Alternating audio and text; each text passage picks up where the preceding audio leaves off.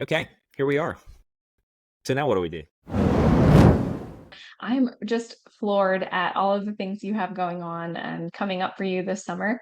I know one of them is that you're going to Normandy, France for the Go Ruck 26.2 mile ruck. And you're doing it as a team with your brother, which I think is very cool. And so I'm just curious more than anything about how that's going, what your training has looked like, and maybe just how you found out about it, decided to. Sparked my interest in it is my paternal grandpa was in the second wave of the D-Day invasion. So as best as we can tell from family records, he was D-Day +2. And there are a few stories, not very many because he didn't talk about it very often, but there are a few stories of basically what he did was came in behind the first wave, and his group was responsible for sort of like clearing out farmhouses and things and making sure that there weren't any bad guys still holed up in them. It was part of most of the people in that generation. It's not something that he ever talked about. There are a few little stories that we have, but not many. The idea, though, of like the amount of toughness and resilience that those men had at like 19, 20, 21 years old, kids who grew up in the Depression and then later find themselves in the middle of a world war, most of whom had never even been to another country. I don't think my grandpa had ever been out of the state of South Carolina, and then he finds himself in Normandy. As little as I know about that, I'm sort of in awe and more than adequately impressed by just how tough those people had to have been to deal with it. I think most of us are way softer than we think we are. And I think as generations get younger and younger and younger, or we get farther and farther away from that generation, I guess would be more specific, I think people are just getting softer. Yeah. And there's a part of me that's just sort of seeking to better understand that amount of difficulty and resilience. And if me, putting 26 miles or whatever it is in gives me a little bit more of that feeling, then I think that'll be interesting. Awesome. I think I'm going to have a lot of really interesting things to say on the other side of it. Right now, I'm just going in sort of trusting whatever will happen will happen. And I think it's going to be a combination of like sobering and exciting all at the same time. I've heard from people who have been there that energetically, it's a very interesting place to go, which makes sense. Yeah. Sunday morning, I'm doing a long training ruck where I'll have plenty of time to think about things because I'm going to, however many miles I can do in like 6 or 7 hours is what I'm doing on Sunday. How many miles can you do in 6 or 7 hours? Well, I don't know. I've not tested that distance before. Typically, I average like 3 to 4 miles an hour, but I have not done that for longer than about 4 hours. So we'll see how my body holds up. I doubt I can maintain a 4 mile an hour pace over a 6 hour period, but we'll see. How does the terrain differ in Normandy from where you've been able to train? Do you know the course? Well, I know a little bit about it. What I saw, obviously, we're starting on the beaches, and then we're working up into the French countryside from there. It's like 700 or 800 feet of elevation gain over the whole thing. There's one little section, I think, that's pretty steep, but other than that, I think it's a pretty like gentle rise up into the countryside and then back down to the beaches. So I don't anticipate that elevation is going to be a problem, fortunately, because I've been basically training on flat road. Yeah, I wonder if there's anything you can do outside of like a stair climber or a treadmill with an incline with your rucksack on. Yeah, I'll tell you what I've been doing. My trainer gave me this really good idea when I'm out sort of working my way through the neighborhood here or something like that. Anytime I come across a park bench, I do like step ups on the park bench to just like get my heart rate up and then push my legs a little bit more and then keep going. Yeah, that's a great idea. Because that's the challenge, I think, is the increase in the heart rate when you start with the incline. Right. Yeah. Yeah. And last time we were at the cabin, I did a bunch of hills while we were there. We'll be back up there Memorial Day weekend and put a little extra effort in then. I'd be careful as I get closer to the race. Now that I think I'm over my back related issues, I think I can get after it a little bit harder, but I want to be careful not to like overly exert myself in the days leading up to it. I think I could go do the 26 miles now if I had to. I would regret it the next day. So I'm hoping to build a little bit more so it's maybe not quite so painful in the recovery. Yeah, so I'll go off at 6 in the morning with an 11-hour time cap. I think casually, I mean, who knows? It's the old adage, like, all plans look good until somebody gets punched in the face.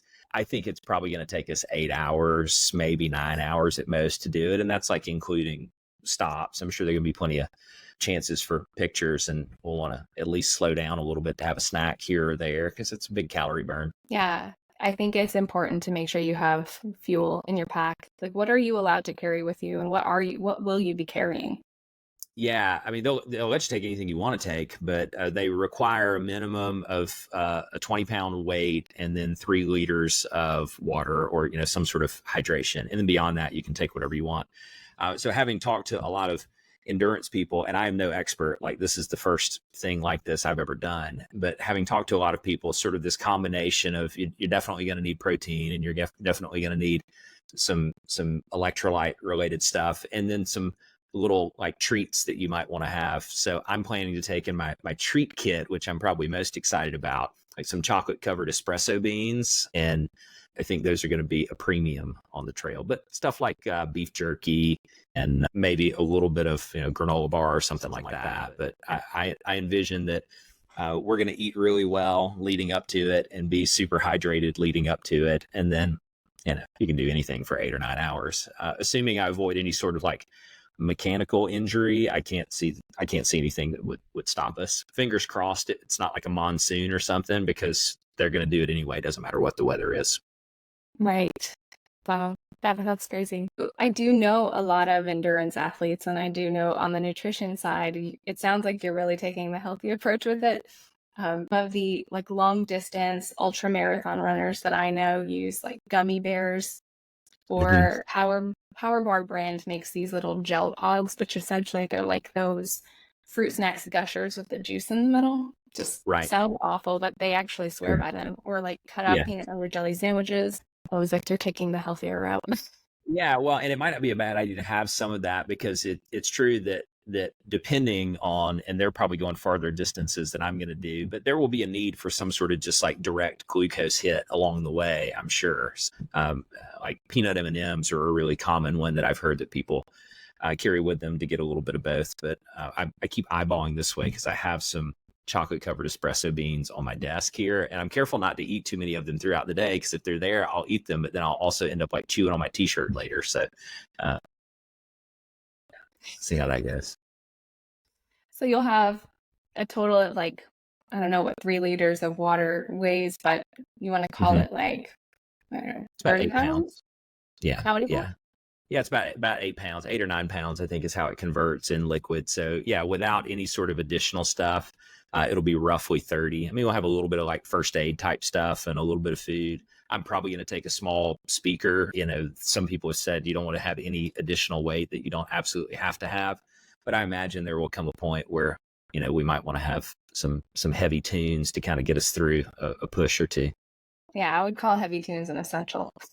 Right. Yeah, I would think so.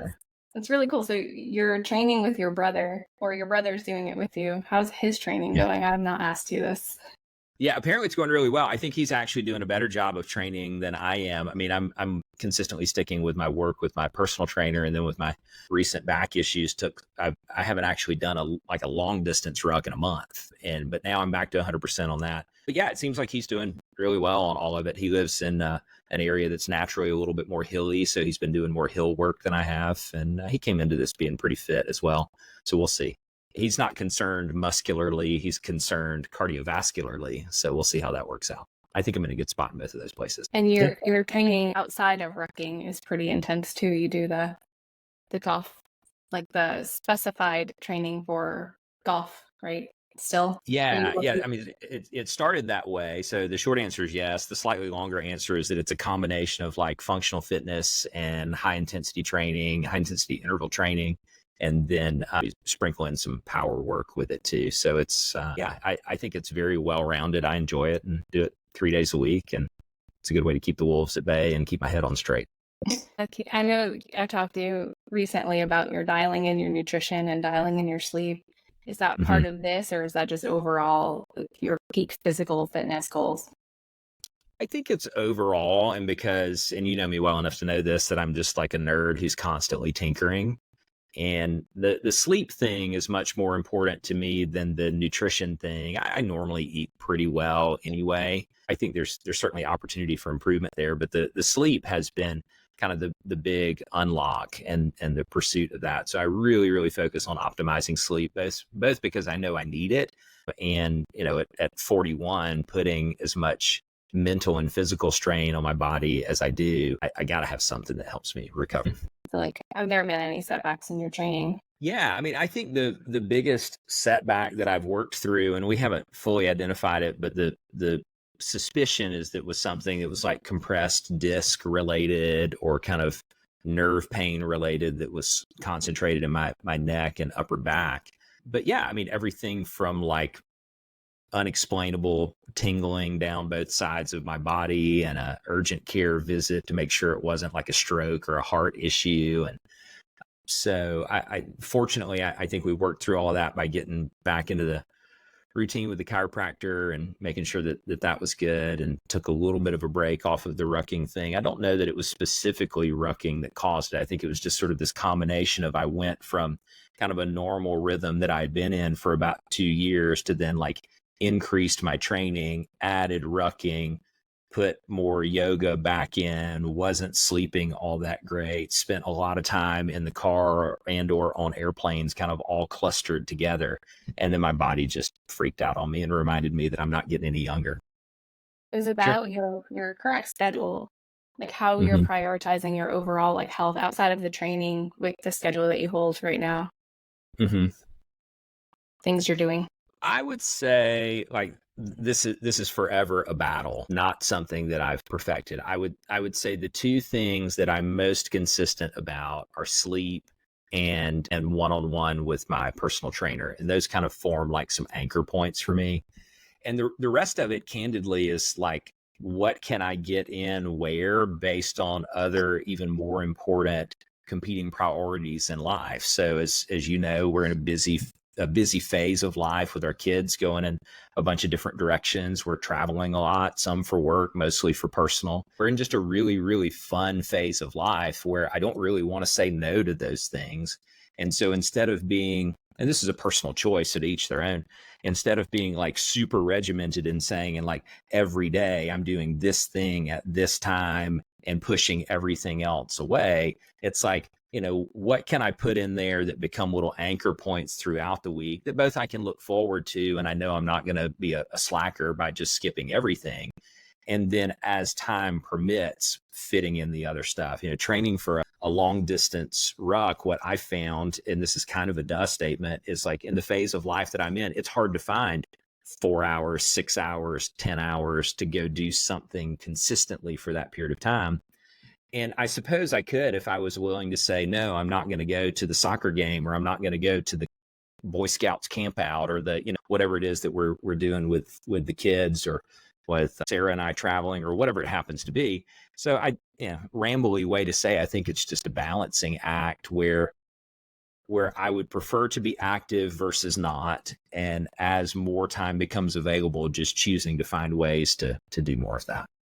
Yeah, definitely. And I know it's something you work with our clients on too. So yeah, I mean, I would love, in a vacuum, I would love to exercise 7 days a week, sometimes twice a day. And because I like doing it, and I like the way I feel when I do it, with the practicality of, and I don't say this is a limiting belief. I'm not willing to miss breakfast with the kids every morning of the week to justify going to the gym every day.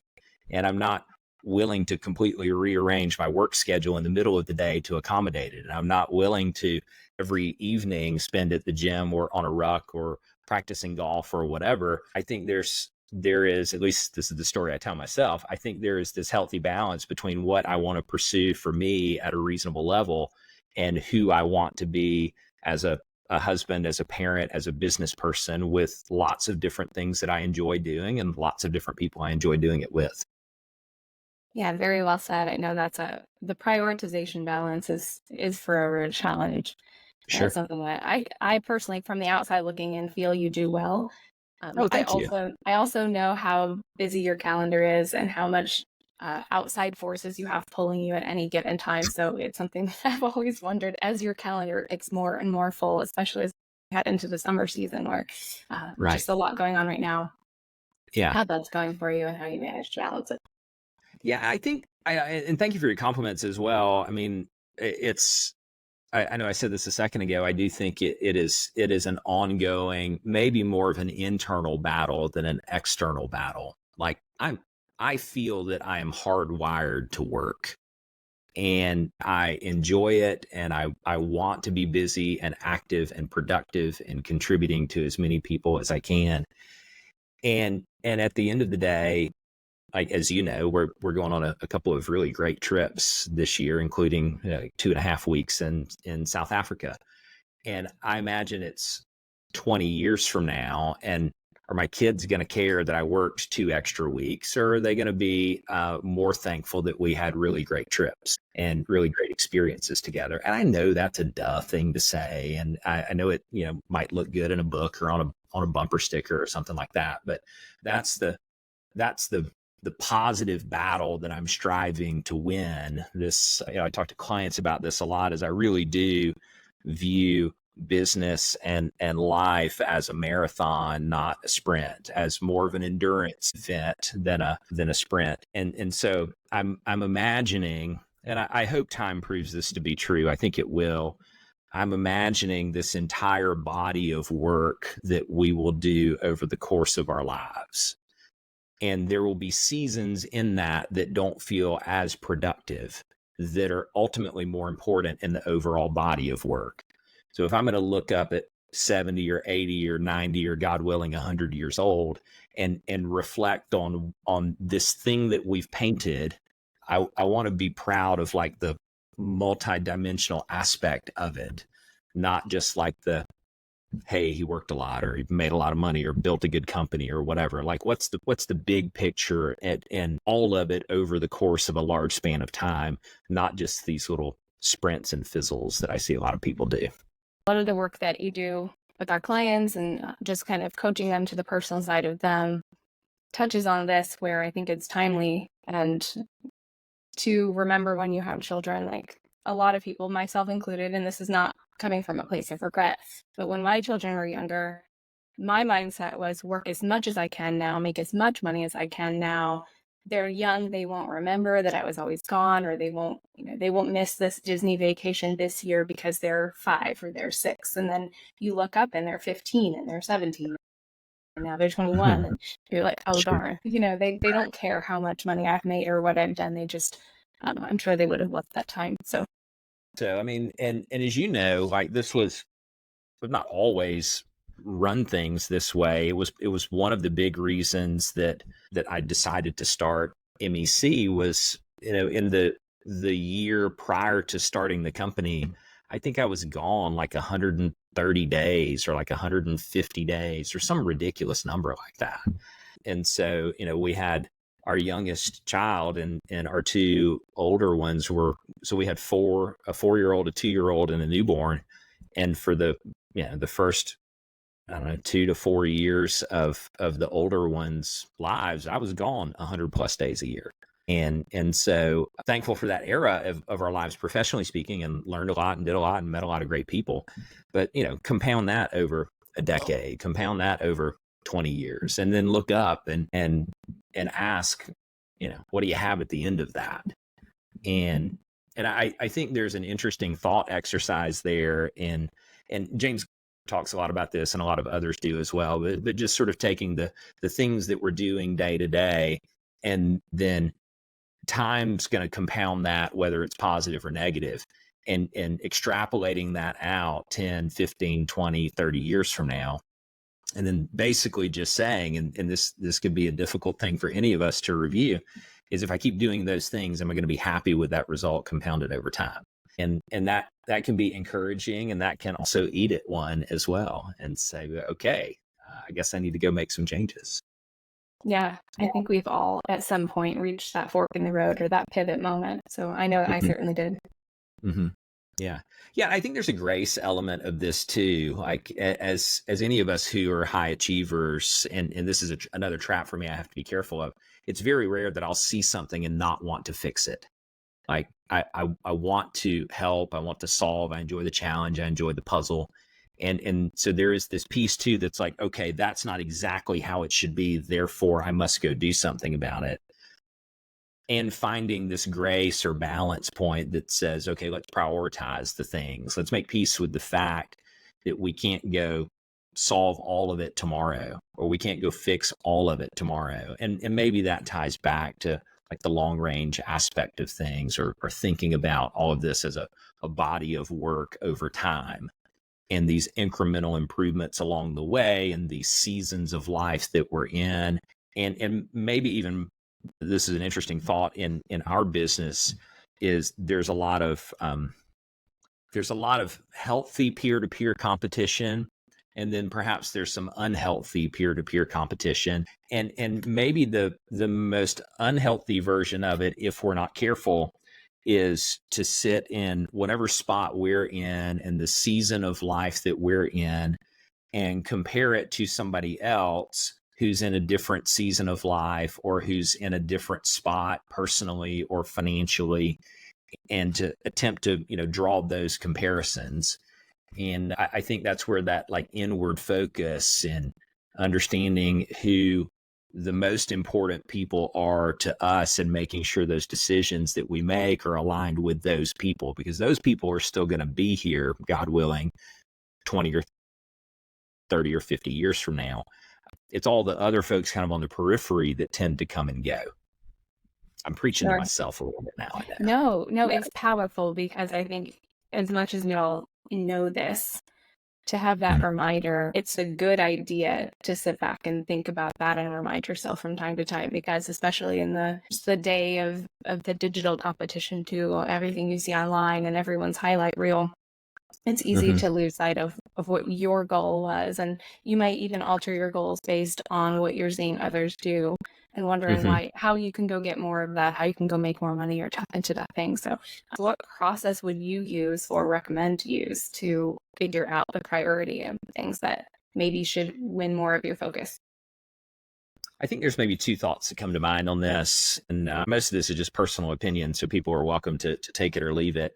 Let's start though with like more urgent type things, because I think that tends to be what grabs at most of us. And I think about triage in an emergency room, and the distinction between gunshots and paper cuts. And we will all have times in our lives or our businesses where there's a gunshot wound, and we have to deal with that thing. And as practical as this sounds, there are people who will do this when there's a gunshot situation. And if there is that becomes the critically urgent. We got to deal with that. We can't let that go unnoticed or ignored. The paper cuts thing can be a little bit of a trap, because I think most lives and businesses, I know I can speak for myself saying this, there are lots of paper cuts. And the paper cuts may not be important, but we may deem them to be urgent because we see them. And so if we're just talking about kind of like in the day to day, I'll give you a more philosophical approach to this in just a second. But if we're just talking about the day to day, it's like the distinction between gunshot wounds and paper cuts can be a really easy way to prioritize the things that are most necessary, as opposed to the things that might be easier to do that are slightly trivial. I could spend a lot of time putting Neosporin and Band-Aids on paper cuts, and that would be fine. Am I ultimately going to die over the paper cuts? Probably not. But if I'm ignoring the gunshot wound because that's tough and I don't want to, or maybe I don't know how, that thing could kill us. And so I would start there, just in like the immediate day to day, not getting tied up in the paper cuts. The other thing I guess I would say in the day to day, and this is an internal battle that I have as well, is releasing this desire to be perfect and releasing this desire to get it all done. Like the completely done to-do list is a complete farce. And maybe there are people who do it, and if anybody ever watches this, might argue with it. But what I would propose is that the only way that you end up at the end of the day with a completely done to-do list is if your life or your business is too small. If it was so small that everything was done every day and everything was perfect, you could technically accomplish all of that. And if one is happy with that size of life, awesome, totally cool, to each their own. I think anybody in our orbit is pursuing growth at a level that it is constantly messy. And part of the job is to keep the chaos to a somewhat controllable level. And in order to do that, I think we've got to make peace with the fact that it can't all be done, because the nature of growing bigger, more fulfilling lives or businesses means that the periphery almost has to be messy. And I'm okay with the messy periphery. I think we have to be careful about a messy core. And so then that would lead to more like this philosophical approach. And there have been a lot of mentors and coaches in my life who have kind of helped me develop this. And again, I say this as a journeyer, not from any sort of mountaintop, is this idea of I got to figure out who the most important relationships are and what the most important things are and work inside out on that. Well, hey, thanks for hanging out. Hopefully we accomplished some of what you set out to do today. I enjoyed our chat today and I really love where it went. So hoping we can do it again soon. Until next time.